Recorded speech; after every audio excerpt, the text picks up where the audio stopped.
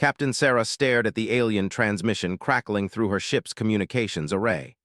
The voice that emerged was soft, almost musical, speaking in broken galactic standard with a tremor that spoke of desperation. Please, anyone who receives this message. We are the of 442B. Our world is dying. We have sent requests for aid to every known civilization in the galaxy. No one will help us. We are running out of time. The transmission cut to static, leaving the bridge of the human exploration vessel Meridian in uncomfortable silence.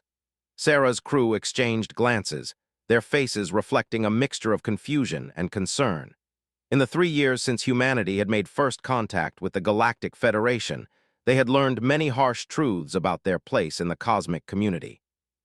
"Ma'am," Lieutenant Torres spoke up from his position at the sensor station, "that transmission is coming from the Vale Nebula sector. That's quarantine space." Sarah nodded grimly. The Vale Nebula sector was known throughout the galaxy as a forbidden zone, not because it was dangerous, but because it housed a species that the Galactic Federation had deemed genetically inferior and evolutionarily stagnant. The official Federation stance was that they were a drain on galactic resources, too weak to contribute meaningfully to interstellar civilization. The ships leaned forward in her chair. "Captain, we've studied the Federation files on the... They're described as pacifistic, non-aggressive, with limited technological advancement. But there's something the Federation reports don't mention." "What's that, Doctor?" "They were one of the first species to achieve faster-than-light travel. They discovered it independently over 2,000 years ago. That's not the mark of an inferior species." Sarah felt a familiar knot form in her stomach. Since joining the galactic community, humanity had witnessed the Federation's treatment of species deemed lesser. The classification system was brutal in its efficiency. Races were ranked based on military strength, technological aggression, and what the Federation called expansion potential. Those who didn't measure up were quarantined, ignored, or worse. "Sir," Ensign Park called out from communications, "I'm detecting multiple signals from their system. It looks like..." "Captain, they're not just asking for help. They're offering something in return." The main screen flickered to life, displaying a series of technical schematics that made Doctor gasp audibly.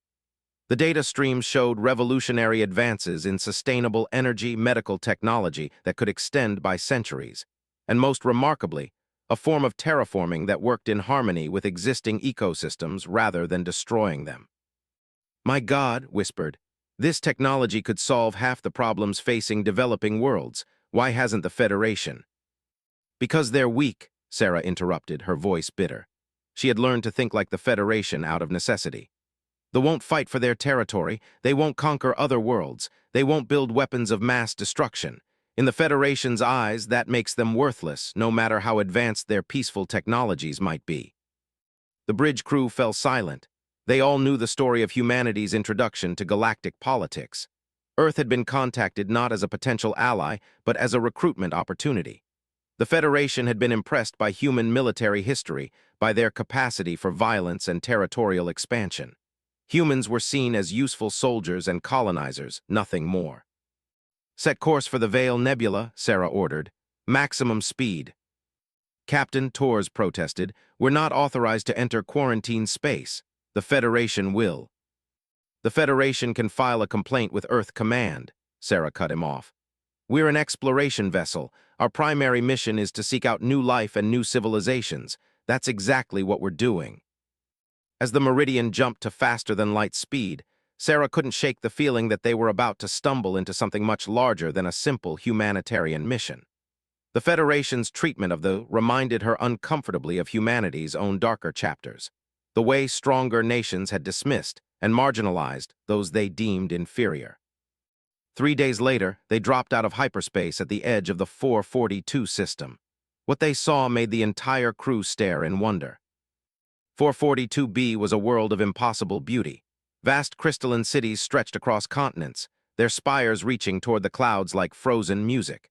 The architecture seemed to grow organically from the landscape itself, as if they had convinced the very planet to shape itself according to their needs.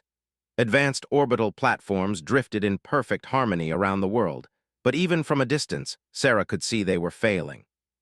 "Captain," Doctor reported, her voice tight with emotion, I'm reading massive ecosystem collapse across the planet. Their sun is entering an early phase of stellar decay. The radiation output is shifting in a way that's poisoning their atmosphere. How long do they have? 6 months, maybe less. A new transmission crackled through their communication system, this one much clearer than the desperate plea they had intercepted. The alien face that appeared on screen was humanoid but distinctly other, pale blue skin that seemed to shimmer with an inner light, large, dark eyes that held depths of sadness and wisdom, and delicate features that spoke of grace rather than strength. Unknown vessel, they spoke, their voice melodious despite the obvious strain. I am Ka, speaker for the remaining council. We did not expect anyone to answer our calls. Are you? Are you here to help? Sarah stepped forward, feeling the weight of the moment. Speaker Ka, I am Captain Sarah of the human vessel Meridian. We received your distress call and came to offer assistance. The alien's expression shifted through what Sarah assumed was surprise, then something that might have been hope.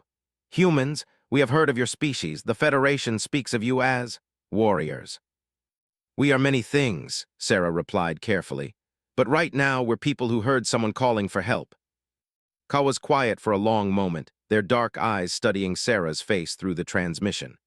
Captain, you should know, we have nothing to offer in terms of military alliance. We have no weapons to trade, no armies to lend. The Federation has made it clear that we are expendable. Doctor stepped into view of the camera. Speaker, we've seen some of your technological schematics. Your advances in sustainable technology and medicine are remarkable. That's not nothing. A sound that might have been laughter, if laughter could be infinitely sad, came from the alien. Doctor, the Federation has classified our technologies as non-applicable to galactic defense initiatives. Because we refuse to weaponize our discoveries, they are considered worthless. Sarah felt anger building in her chest. She had seen this before in human history, the dismissal of entire cultures because they didn't fit the dominant paradigm of what strength looked like. Speaker, would you be willing to receive a diplomatic party? We'd like to see if there's a way we can help.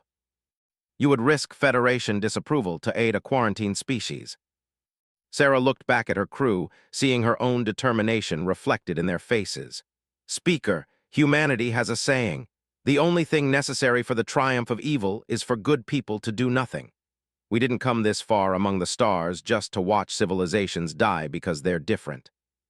6 hours later, Sarah materialized on the surface of 442B with a small diplomatic team. The city was even more breathtaking up close. Buildings that seemed to pulse with gentle bioluminescence, streets that felt warm beneath their feet despite the cooling climate, and everywhere the sense of a civilization that had grown in harmony with its world, rather than conquering it. Ka met them at what appeared to be a civic center, accompanied by several others whose grief was palpable. They moved with fluid grace, their steps barely making sound on the crystalline pathways. As they walked, Sarah noticed something that made her heart ache: children playing in gardens that were already showing signs of the dying ecosystem, their innocent laughter a stark contrast to the looming catastrophe. This way, Captain, Ka said, leading them into a vast chamber filled with what could only be described as living art. The walls seemed to breathe with gentle patterns of light, and the very air hummed with a harmony that made Sarah's soul feel peaceful despite the circumstances. Tell me about your people, Sarah said as they settled into chairs that somehow molded themselves to perfectly support each visitor. What makes the who you are?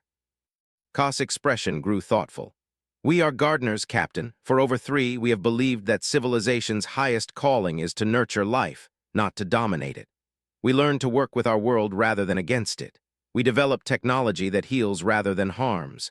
When we first achieved faster-than-light travel, we explored not to conquer but to understand. Doctor leaned forward eagerly. Your medical technology, the life extension treatments we detected, they work by enhancing natural cellular regeneration rather than replacing damaged tissue, don't they? Yes, we learned long ago that the body knows how to heal itself if given the proper support. Our medicine simply provides that support. Ka paused, their dark eyes growing distant. We offered to share this knowledge freely with the galaxy. The Federation studied our proposals for 2 years, then declared our technologies insufficiently aggressive for practical implementation. Sarah shook her head in disgust. They wanted you to weaponize healing technology. They wanted us to develop ways to selectively enhance soldiers while denying treatment to enemies. When we refused, they classified us as a non-contributing species and placed us under quarantine. Lieutenant Tors, who had been quietly scanning the chamber with his equipment, suddenly spoke up. "Captain, I'm reading some incredible energy signatures here. This building, it's not just using renewable energy, it's actually generating more power than it consumes." Ka nodded sadly. "Our architecture is designed to work with natural energy flows. Every building contributes to the planetary energy grid rather than draining from it. But none of that matters now. Our sun is dying, and with it, the energy patterns that sustain our world." "What about evacuation?" Sarah asked. "How many are there?" 12 million on this world, scattered populations on 6 others in nearby systems. But Captain, we are not just people. We are inseparable from our living cities, our cultivated worlds. To leave would be to lose everything that makes us who we are." Sarah was beginning to understand the scope of the tragedy. They hadn't just built a civilization. They had grown one, creating a symbiotic relationship with their environment that couldn't be easily transplanted. Moving them wouldn't just be relocating refugees, it would be cultural extinction. "There has to be something we can do," Doctor insisted. "With your technology and our resources." "Doctor," Ka interrupted gently, "we have been trying to solve this problem for 50 years. Our stellar engineers believe the decay process is irreversible. The best we had hoped for was to preserve some of our knowledge for future generations." Sarah stood abruptly, beginning to pace as an idea formed in her mind. "What if you're thinking about this backwards?" "I don't understand." "You're trying to fix your son, but what if instead you could move your world?" They looked at her with expressions that might have been polite confusion. "Captain, planetary relocation is theoretically possible, but the energy requirements are massive, yes, but what if you didn't have to provide all that energy yourselves?" Sarah turned to face the group, her excitement building. "What if someone helped you?" Ka's eyes widened. "You're suggesting the Federation might." "I'm not talking about the Federation," Sarah said firmly. "I'm talking about humanity." The chamber fell silent except for the gentle harmonics of the living walls. Finally, Ka spoke, their voice barely above a whisper. "Captain, moving a planet would require the combined resources of dozens of advanced civilizations. Humanity is still a developing species by galactic standards. You couldn't possibly." "Maybe not," Sarah admitted. "But we can try, and more importantly, we can make sure the galaxy knows what's really at stake here." She activated her communicator, connecting to the Meridian. "Tors, I need you to compile everything we've learned about technology and prepare a full report. Priority transmission to Earth Command, with copies to every human colony and research station." Captain Tor's voice crackled through the device. "That will definitely reach Federation channels. They'll know we're here." "Good," Sarah replied. "Let them know. It's time the galaxy learned what they're really losing." As the day progressed, Sarah and her team toured more of the dying world, each revelation more heartbreaking than the last. They saw children learning in schools where the very walls taught through gentle bioluminescent patterns, where knowledge was absorbed through harmony rather than forced through competition. They visited medical centers where diseases that plagued other species were treated with techniques so elegant they seemed like magic. They observed manufacturing processes that created no waste, no pollution, no environmental damage. And through it all, they saw a people facing extinction with dignity and grace, still caring for their world even as it failed around them. That evening, as they prepared to return to their ship, Ka approached Sarah privately. "Captain, I must ask, why are you doing this? Your species could gain significant favor with the Federation by simply reporting our location and leaving us to our fate. Instead, you risk diplomatic consequences to help strangers." Sarah looked out at the dying city, its lights still beautiful despite the gathering darkness. "Speaker, my people have a concept we call Ubuntu. It means I am because we are. The idea that our humanity is bound up in each other's humanity. I think that applies to all sentient life. And if your efforts fail, if the galaxy turns away from us as they have before." Sarah met the alien's dark gaze steadily. "Then at least we'll fail together as friends, and sometimes that makes all the difference." As the Meridian prepared to leave orbit, carrying with it detailed records of culture and technology, Sarah couldn't know that her decision to help would spark a chain of events that would reshape humanity's understanding of its place in the galaxy. She only knew that she couldn't stand by and watch a civilization die simply because they had chosen compassion over conquest. The real battle was just beginning. Admiral Martinez stood before the assembled representatives of Earth's Colonial Council, her weathered face grim as she reviewed the reports from the Meridian. The holographic displays around the council chamber showed detailed scans of technology, cultural records, and most importantly, the countdown timer showing the remaining time before 442B became uninhabitable. 4 months, she announced to the gathered officials. That's how long we have to organize the largest humanitarian operation in human history. Counselor James, representing the Mars colonies, leaned forward skeptically. Admiral, with respect, Captain has committed us to a course of action that could have severe diplomatic consequences. The Federation has already filed formal protests about our interference in quarantine zones. The Federation, Admiral Martinez replied coldly, can file all the protests they want. They don't speak for humanity. The past 3 weeks since the Meridian's initial report had been a whirlwind of activity across human space. What started as one ship captain's moral decision had ignited something unexpected throughout human civilization, a groundswell of support that surprised everyone, including Earth's leadership. Dr. Elizabeth Hann, Earth's chief, activated a new holographic display. Council members, what we're looking at here isn't just the potential extinction of one species. They represent a completely different approach to technological development. Their advances in sustainable energy, regenerative medicine, and ecological harmony could revolutionize human civilization. But at what cost? Counselor pressed. Moving an entire planet, the energy requirements alone are being addressed, interrupted a new voice. Admiral Martinez smiled as Fleet Engineer Sarah stepped into the chamber.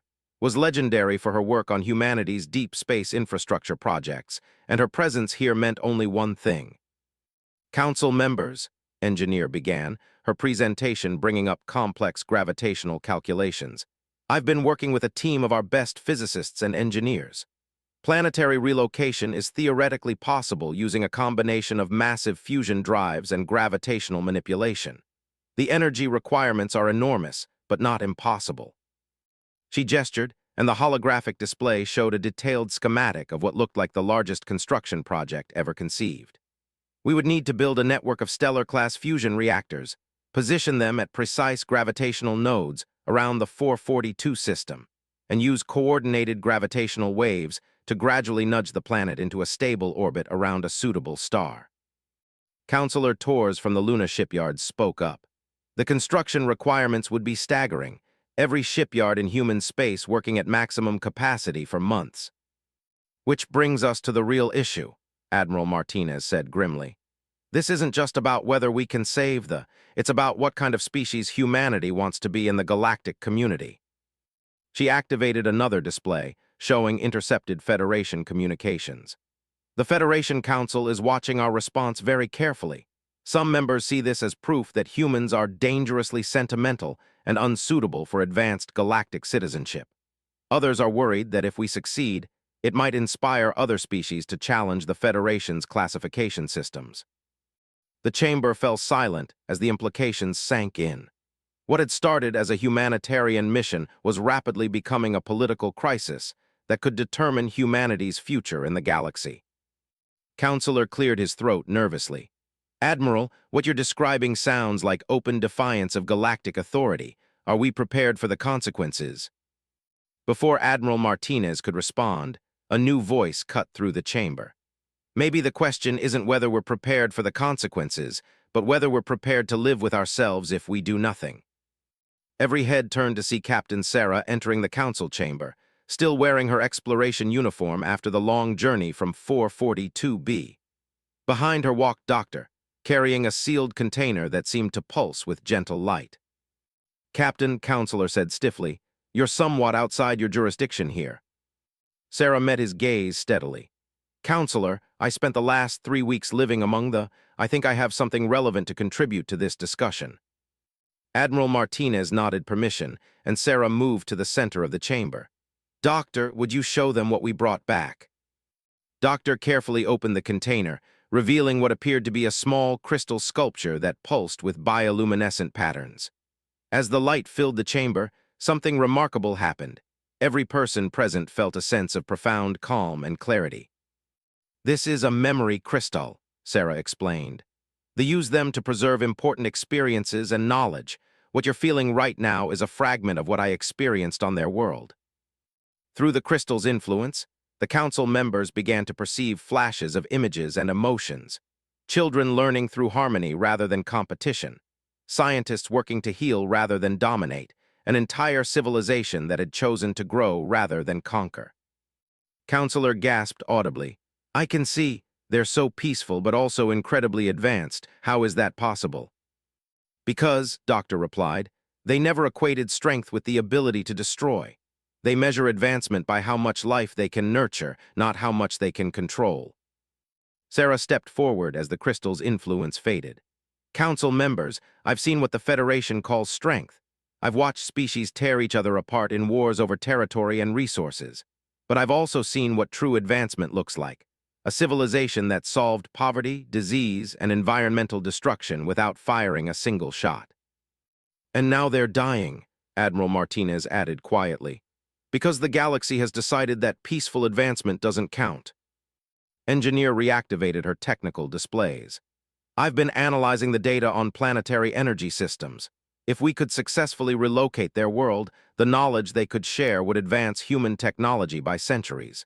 We're not just saving a species, we're potentially transforming our own future." Counselor Torres leaned back in her chair, overwhelmed by the scope of what they were discussing. "Even if we commit every resource humanity has, can we really pull this off in 4 months?" "Not alone," Admiral Martinez admitted, "but we don't have to be alone." She activated a new display showing communication logs from across human space. "The response to our initial reports has been unprecedented. The Titan research stations are volunteering their entire scientific staff. The asteroid mining corporations are offering their heavy construction equipment free of charge. Even the outer rim colonies, who barely have enough resources for their own survival, are sending what they can."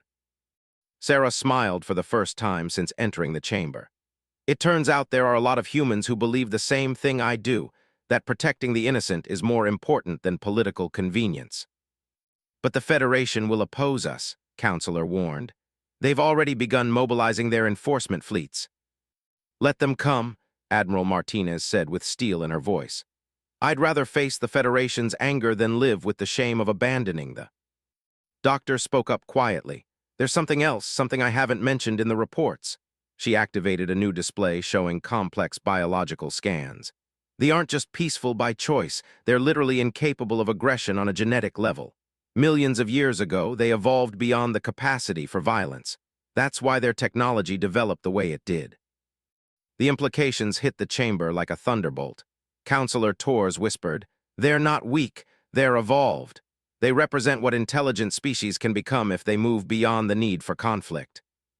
"And the Federation wants to let them die," Sarah added, "because they challenge the fundamental assumption that strength comes from the ability to destroy."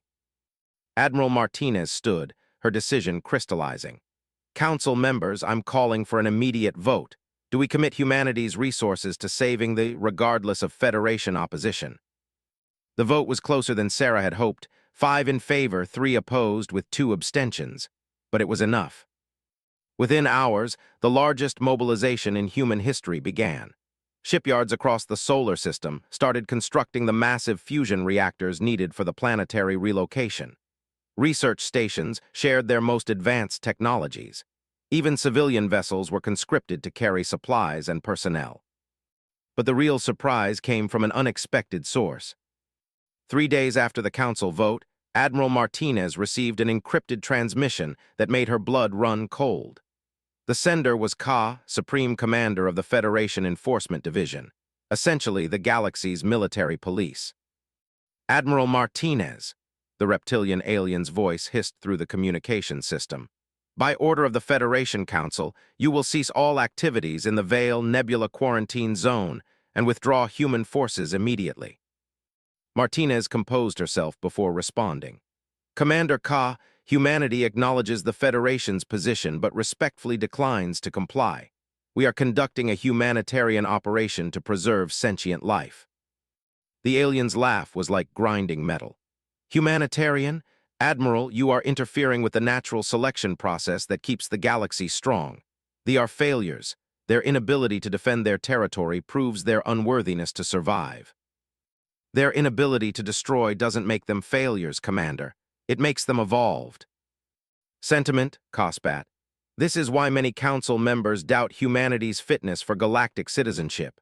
You're too emotionally compromised to make logical decisions." Martinez felt her anger rising but kept her voice level. "Commander, humanity's position is final. We will not abandon the—" "Then you force our hand, Admiral. Federation enforcement fleets are en route to your position. You have 72 hours to withdraw or face the consequences." The transmission ended, leaving Martinez staring at the blank screen. She had expected Federation opposition, but open threats were an escalation she hadn't anticipated.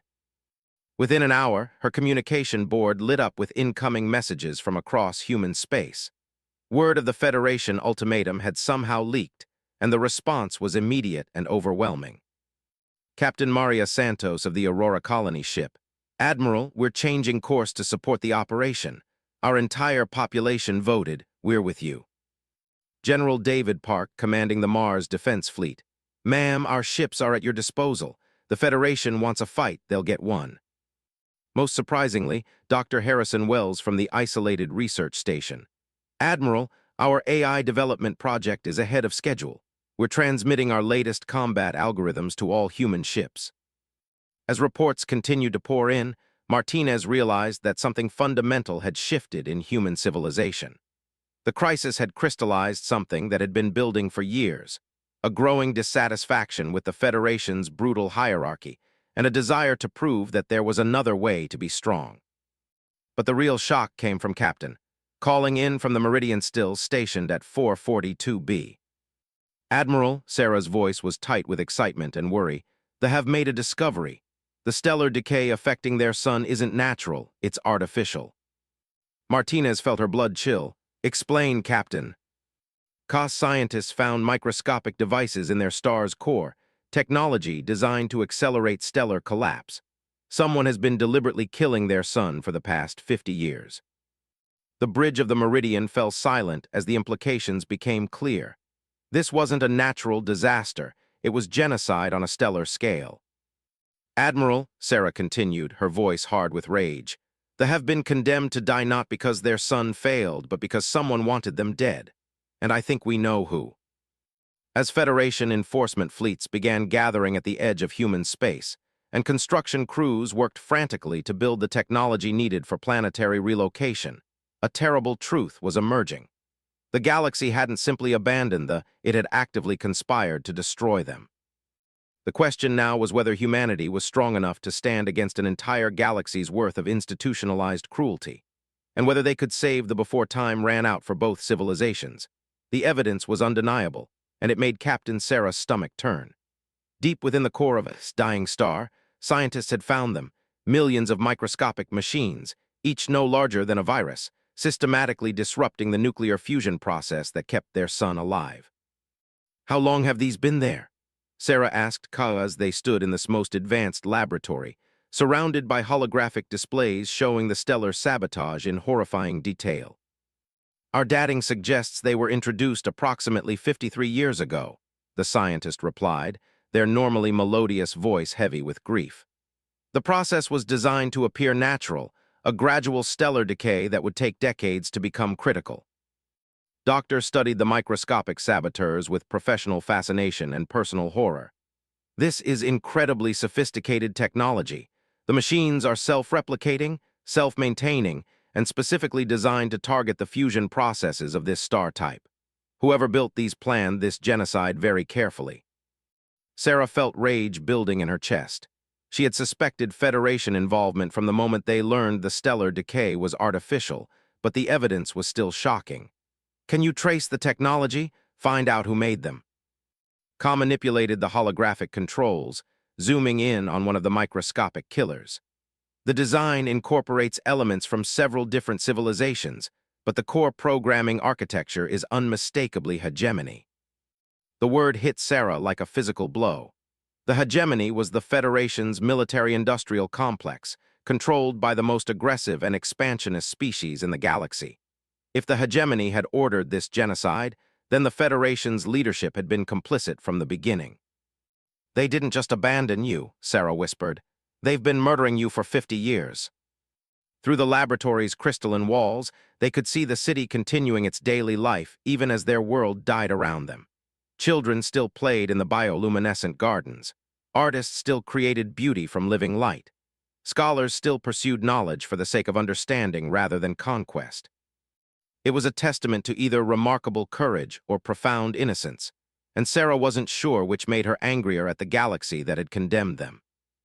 "Captain," her communicator crackled to life with Lieutenant Tor's urgent voice, "we're receiving priority transmissions from Earth Command. Admiral Martinez needs to speak with you immediately." Back aboard the Meridian, Sarah found herself facing not just Admiral Martinez, but the entire human command structure via quantum entanglement communication. The news from Earth was both encouraging and terrifying. "Captain," Admiral Martinez began without preamble, "the Federation enforcement fleet reached the edge of our space 6 hours ago. They're not just demanding our withdrawal from space. They're threatening full economic sanctions against humanity if we continue the rescue operation." Sarah felt her heart sink. Economic sanctions from the Federation would cripple human development for generations. Cut off from galactic trade networks and technological exchange, humanity would be forced back into isolation. "However," the Admiral continued with a grim smile, "we've received some unexpected support." The communication screen split to show additional faces. Aliens Sarah didn't recognize, but whose presence in this briefing suggested something remarkable. "Captain," one of the new faces spoke, their voice translated through universal communication protocols. "I am of the Symbiotic Collective. We have been following humanity's actions regarding with great interest." Sarah's eyes widened. The Symbiotic Collective was one of the few civilizations that had maintained independence from the Federation, though they generally avoided galactic politics entirely. "We too were once judged inferior by the Federation," continued, "because our society is based on cooperation rather than competition. For 3 centuries, we have watched species after species be classified as evolutionary failures simply because they chose different paths to advancement." Another alien face appeared on the screen, this one bearing the distinctive crystalline features of the Silicon Commonwealth. "Captain, I am Resonance of Truth. My people have analyzed the evidence you've transmitted regarding the stellar sabotage. We believe this is not an isolated incident." Admiral Martinez leaned forward. "Explain." "Over the past 500 years, 17 different star systems housing non-contributing species have experienced similar, natural, stellar anomalies. The Federation has been systematically eliminating civilizations that don't conform to their aggressive expansion model." The revelation hit Sarah like a physical blow. The genocide of the wasn't an exception, it was part of a pattern spanning centuries. "How many?" Sarah asked quietly. "Approximately 4 billion sentient beings across the affected systems," Resonance of Truth replied with mechanical precision that somehow made the number even more horrific. The communication screen split again to show more faces, representatives of species Sarah had never heard of, all speaking in support of the human rescue mission. Apparently, news of humanity's defiance of Federation authority had spread throughout the galaxy's marginalized civilizations. "Captain," Admiral Martinez said, "what started as a rescue mission has become something much larger. We're not just saving we're potentially leading the first organized resistance to Federation hegemony in galactic history." Sarah felt the weight of responsibility settling on her shoulders. She was just an exploration captain who had responded to a distress call. Now, she was apparently at the center of a galactic revolution. "Admiral, what about the Federation fleet?" "They're maintaining position at the edge of human space, but they haven't moved to attack. We think they're waiting to see if we'll back down." Martinez paused. "Sarah, I need you to know the planetary relocation project is ahead of schedule, but we need more time. Can you buy us another month?" Sarah looked around the bridge of the Meridian at her crew. They had signed up for exploration, not warfare against galactic authority, but their faces showed the same determination she felt. Admiral, what exactly are you asking me to do? I'm asking you to do what you do best, Captain. Explore, find out how extensive this genocide program really is, document everything, and if possible, find other survivors we can help.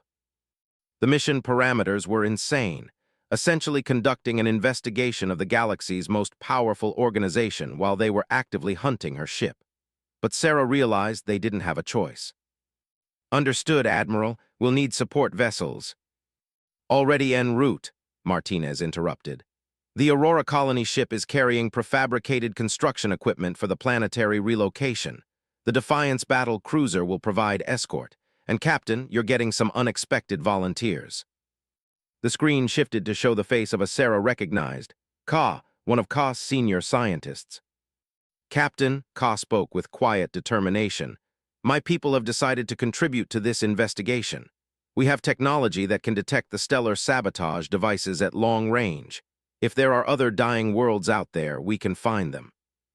Sarah felt a surge of admiration for even facing extinction, they were thinking about helping others. That's incredibly generous, but also incredibly dangerous. If the Federation fleet catches us, then we will face that danger together, Ka replied simply. Captain, my people have lived for 3 believing that all intelligent life deserves protection. We will not abandon that belief now, even if it costs us everything. 3 days later, a small fleet consisting of the Meridian, the Defiance, and 2 science vessels began the most dangerous reconnaissance mission in galactic history. Their target was the Spiral, a sector where 3 star systems had reportedly suffered natural, stellar decay over the past century.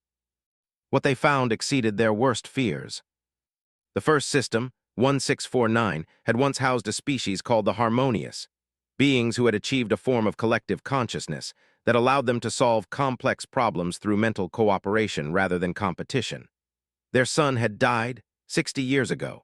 The system now contained only lifeless worlds and the scattered wreckage of a civilization that had reached for the stars through unity rather than conquest. But hidden in the debris field of their former, sensors detected something that made Sarah's blood run cold. Captain, Ka reported from the lead science vessel, were detecting massive graveyards, constructed structures designed to preserve the bodies of the dead. The Harmonious didn't die from stellar collapse. They died from systematic poisoning. Doctors' analysis of the recovered data was devastating. The Harmonious hadn't just been victims of stellar sabotage.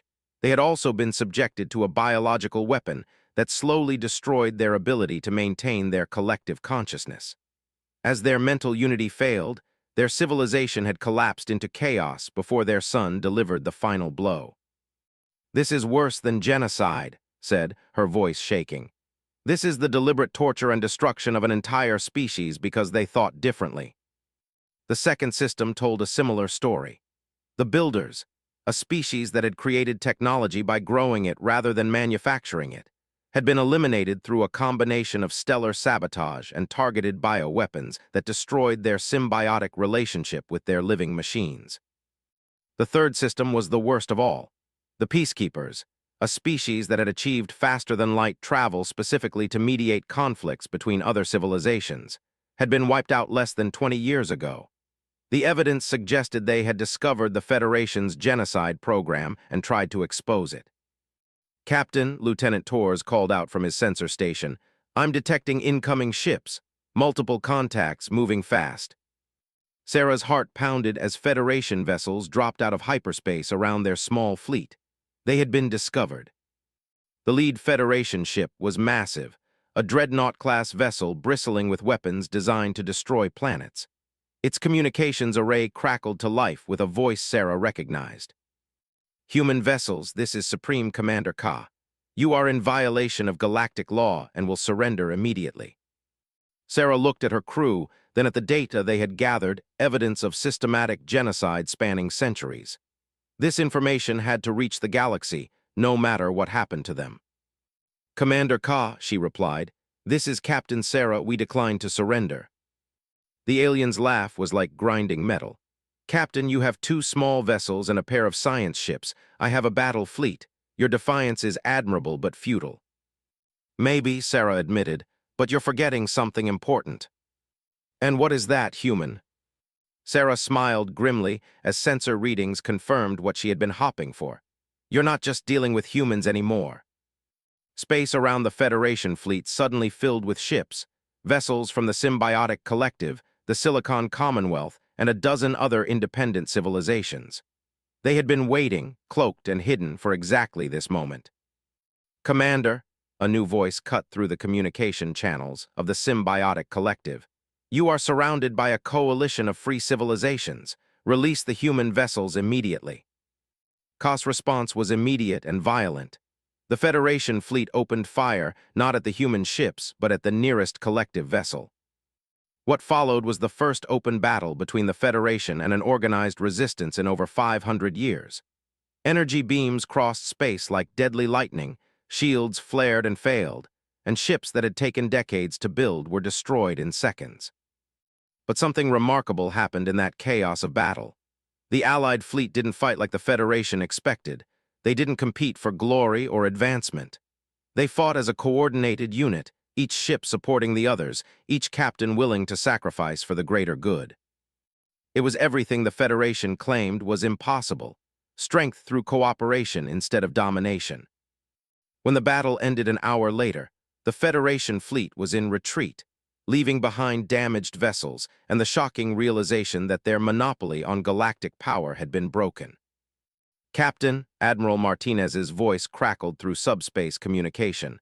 The Federation Council has agreed to emergency negotiations. But Sarah, they're not negotiating about the anymore. What do you mean? They want to discuss humanity's role in what they're calling the galactic stability crisis. We've accidentally started a revolution. As the Allied fleet regrouped and began transmitting their evidence of Federation genocide to every corner of the galaxy, Sarah realized that saving them had become something much larger. They had exposed a system of institutionalized murder that had operated in secret for centuries. Now the question wasn't whether they could save one dying civilization. The question was whether they could save the galaxy from the monsters who had been ruling it in the name of strength. The real war was just beginning.